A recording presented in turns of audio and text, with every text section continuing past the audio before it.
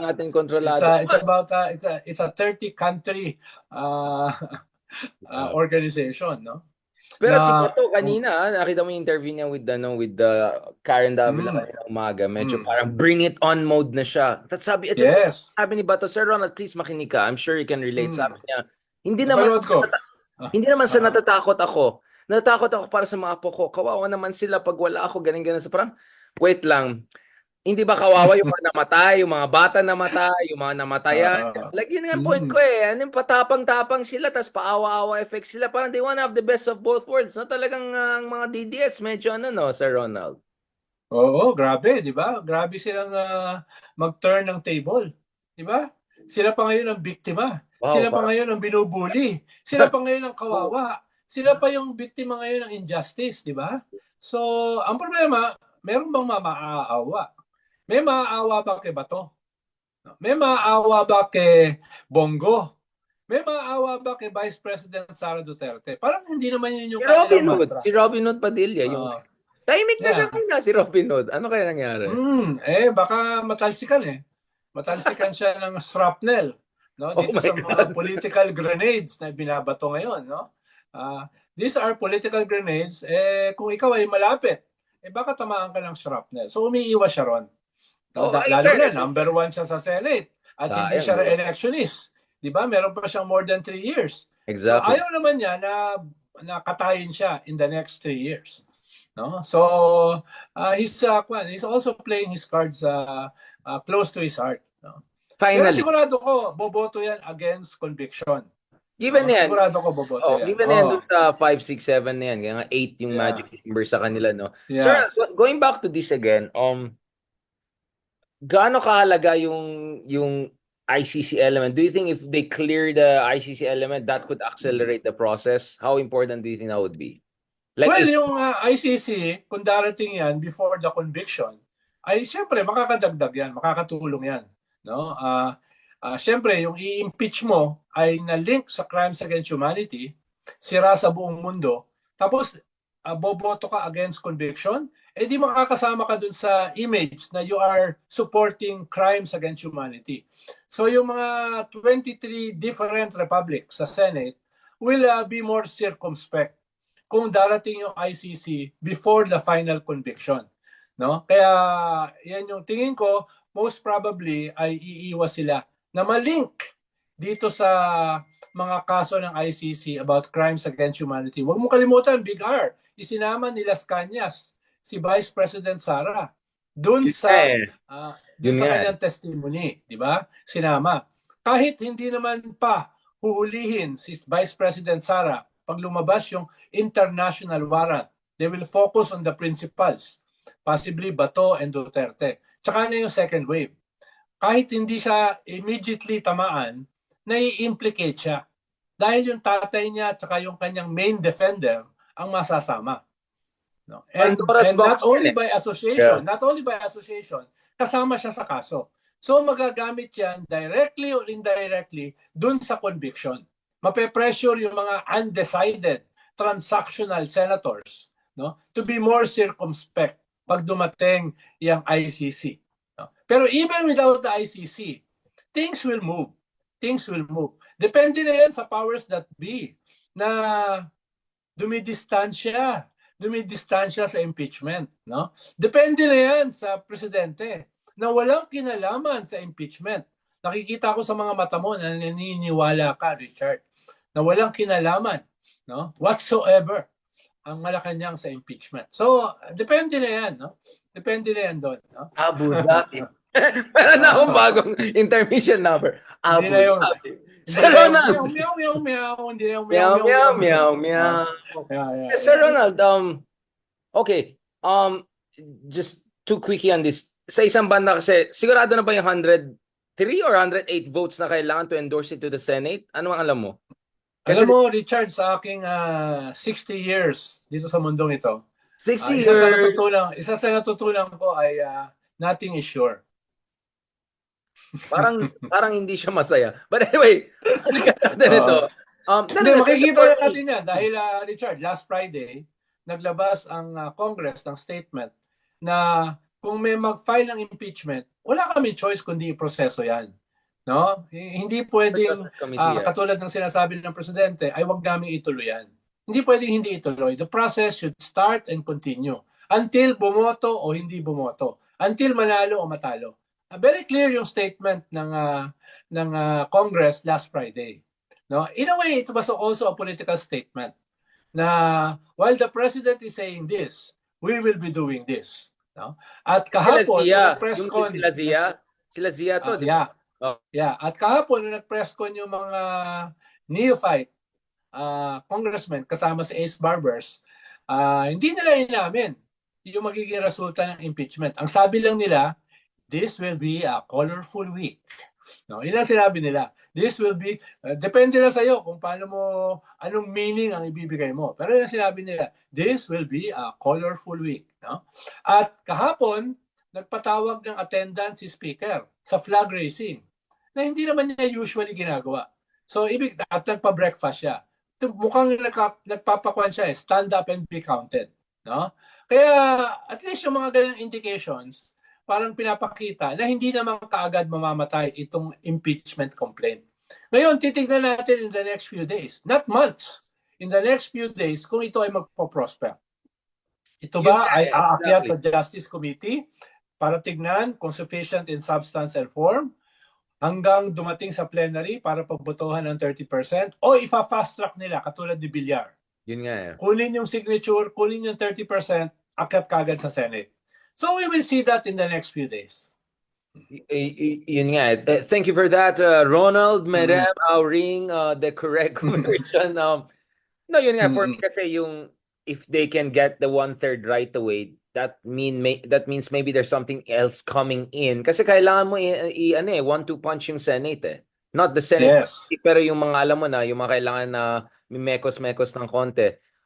Ito Sir Ronald, again, because you work at the highest level in terms of apparatchik, let's just put it that way.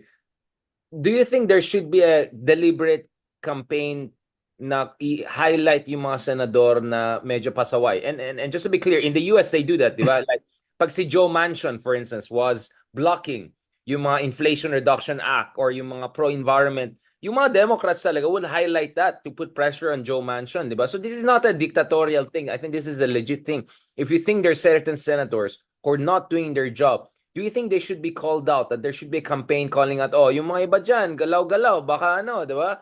Do you think that should be the way forward? Yan ang problema sa'yo, Richard. Yung tanong mo, hindi tanong eh. Yung tanong mo is a proposal, no? At wala akong sinasabi. Pero wala akong sinasabi. Gagawa niyan eh, no? Inuunahan mo eh, no? I think that is in the works. Definitely. There's going to be a negative campaign against those senators na nagdidili-dali, naghihintay ng goodies, no? Chris Kringle, no? At nag-hesitate. Definitely. No? Definitely. Hindi ko sinasabi na nangyari yan. Hindi ko rin sinasabi na sinasabi mo yan. Pero yung tanong mo is not a question. Sir, wala naman talagang tanong sa akin eh. It's all scripted.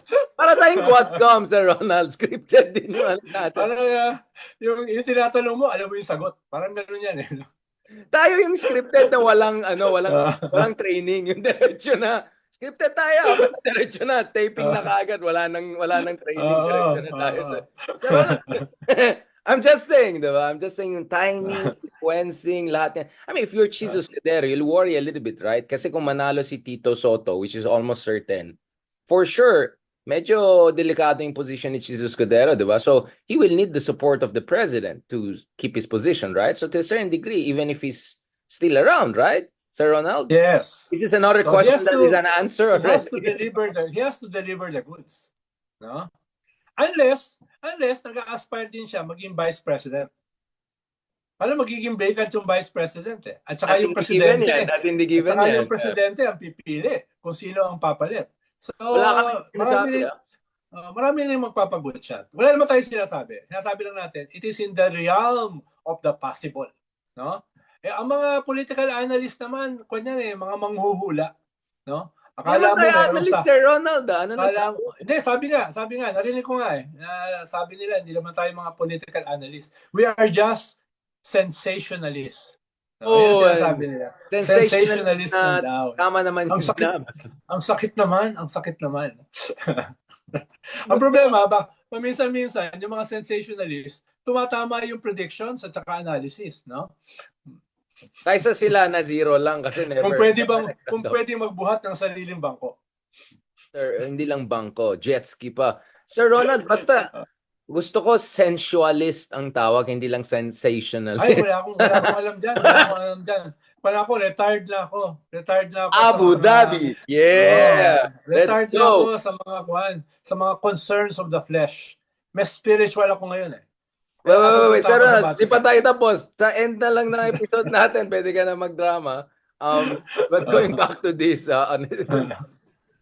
going back to this, so if you're gonna lay this out, meron ba tayong chismis, kamusta naman sa NBI investigation kay Sara, tsaka kung sa military, malabang medyo magulo-magulo na maingay dyan. I mean, I'm gonna have Trillanes on this show soon, but what's up there, Ronald? Well, tatlong pa yan. Dalawang tanong yan. No? Pero doon sa unang tanong, merong several Damocles swords sa ulo ng mga Duterte. One is the ICC, one is impeachment, and the third ay yung mga cases. NBI, Department of Justice, etc. No? Kung masurvive nila yung tatlong Damocles swords na yan, beyond the midterms, then the Dutertes will have momentum. And they can try to sustain that momentum going into 2028. Kung magagawa nila yan, then the president will be a lame duck president. Earlier than later. So yan yung, kaya nga sabi natin dati, this is a fight for political survival.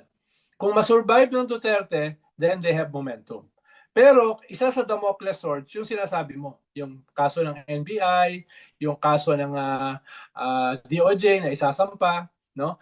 Kung gagamitin nila yung terrorist law, then parang impeachment yan. Yeah, by terror law. Yung usapin ng bank secrecy ay i-waive para i-freeze at buksan yung kanilang mga bank accounts. So that is also a distinct track. Ang problema, knowing our courts, tatagal yan.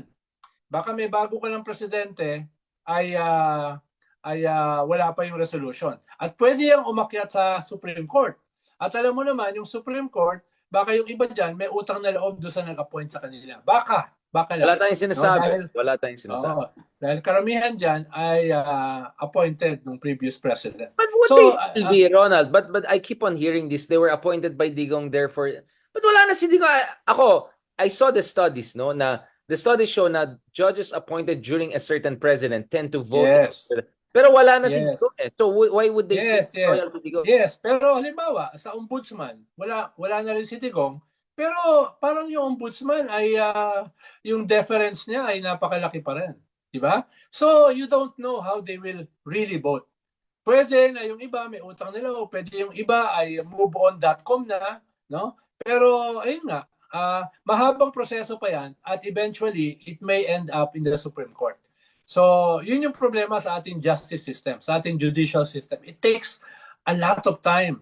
Di ba? Yung kay Laila, 7 years. Diba? 7 years. Kung na yan, DOJ secretary na yan, I know. senador na yan, pero ang tagal pa. No? So, kaya nga sabi ni Digong, I would rather have my case against crimes against humanity dito sa Pilipinas. No? Dahil ayoko na yung mga puti ang magkakaso sa akin. Dahil alam niya, mabagal ang proseso rito. At saka alam niya, vulnerable yung mga judges dito. More than sa ICC. Sir Ronald, so there are 3 scenarios I'm looking at here also, no? One is you keep on piling pressure on Duterte's until mag-meltdown na sila. And who knows, baka mag-resign na si Sara. Alright? Of course, she has every reason not to kasi baka mahirapan na siya mag-resign dahil nagsimula na yung impeachment eh. No, kung hindi nagsimula yung impeachment, pwede siya mag-resign. No? I'm not sure about the legality. Pero ang alam ko, once there is impeachment, mahirapan na siya mag-resign. No, nagsimula na eh. To preempt the process. The other one is, pero pwede pa siyang tumakbo sa 2028.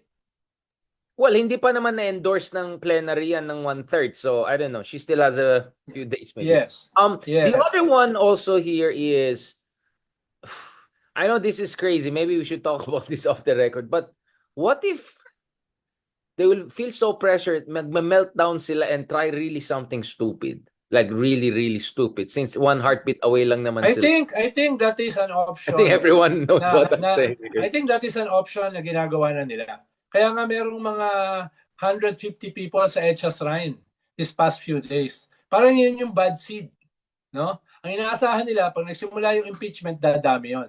No, mga bigger groups, di ko na sasabihin kung sino, might join in a Actually, yun yung bigger binabantayan ko organized eh. manner. Yeah, No? exactly. Yeah. And hopefully trigger the military, yung sinasabi ni Digong several days ago, for a mutiny or a coup. Which I doubt will happen because the military will not support an openly pro-China vice president, an openly pro-China political project, an openly pro-China family. So, kung gagawin man nila yon, it can create disruption.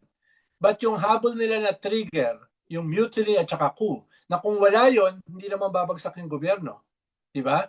So, I doubt if they will be able to trigger that and succeed.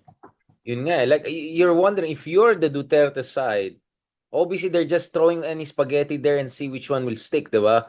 Sablay yung people power nila. Even the kitchen sink, ibabato nila. Even yung made in China na jet ski tapon niya. Ang point ko kasi here is, yun nga, you wonder how desperate they're gonna get, diba? Kasi as things close in on the, and you wonder, these are Dutertes after all, diba? They are already desperate, Richard. They are already desperate. Okay, how stupid can they get, diba? Yun ang essentially tanong ko. Kasi medyo ridiculous na yung threatening the president. Parang yung bar ng stupidity, hindi ganun kataas eh. And then, of course, there's always the possibility with our beloved president that he will say, never say never, and maybe they'll try to hatch it out. That's the other scenario that everyone is worried about now. Well, the end, let's para sa bayan. Tingin mo naman, Bigar, any self-respecting political analyst knows that too much water under the bridge. Hindi na mangyayari yun. Wala akong pake sa self-respecting analyst. Self-respecting leaders ba tayo? Yun ang issue ko. Kung ikaw that's another thing. Mo, that's another ay threaten. Buhay pa ba yan in the next 24 hours? Well, ako hindi. Kung ako yung president, asawa ko, wala. In 24 hours, the hammer's coming down, my friend. Parang napoprovoke yung pagiging Ilocano mo. Anyamet na gito. Sabi ko naman sa'yo kanina, the bar on stupidity, no, is not that high. Kaya hindi ako magugulat na our leaders will do the stupid thing, even if their survival is at stake. So, sir, that leaves the rest, di ba? I mean, in a sense that, okay, puro pinag-usapan na anong gagawin ni Digong, anong gagawin ni BBM, anong gagawin ni Digong. Aside from the fact na the third force, yung at least yung mitochondria ng third force, yung coalition na sinabi mo kanina, they got the ball rolling. What should they do in the coming weeks and months para magawa yung mga kailangan gawin ng mga tao na may kailangan gawin, kumbaga? Fast track the process. No? Get the 30% even bago matapos yung justice hearing, which can take some time. Fast track that para umakyat na kagad sa Senate. Huwag mong kalimutan, na-impeach si Corona December 12. So kung kaya nilang gawin yon by fast-tracking the process, then yung binabanatan mo na presidente may have a Machiavellian tactic after all. Yun nga ako, I'm all with the Machiavellian. Dami mga ka-loyalist ko na galit sa akin. Richard, you're not seeing the Machiavellian moves. You're not seeing it. Parang, I'm all for Machiavelli, but Machiavelli had two animals in mind, lion and fox. Hindi ko think. I'm just being honest, I'm just saying. So, all for being a fox. Kami nga ni Ronald. Ako hindi ako lion. I'm definitely a fox. You're always a fox. So, speaking of fox, may nag-comment na, Ronald, liyamasin mo ang puso ko. Yung mga ikaw yung fox na dun sa mga Sir Ronald, papunta na tayo sa exciting part. Now, where does that leave Lenny, for instance? Because people were asking about Lenny and Risa. What should they do as leaders of the opposition? Kumbaga, kasi hiwalay pa rin yung nangyari dito, di ba?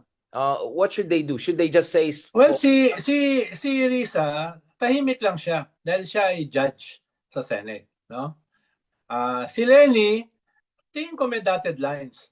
Dahil yung kasama sa nag-file ay yung kanyang partido, yung mamamayang liberal, si Laila de Lima na Liberal Party, yung mga civil society na malapit sa kanya, sila Ging Deles, etc. So may ganong klaseng dotted lines. Ibig sabihin, baka may kaunting blessing ito. Baka, no?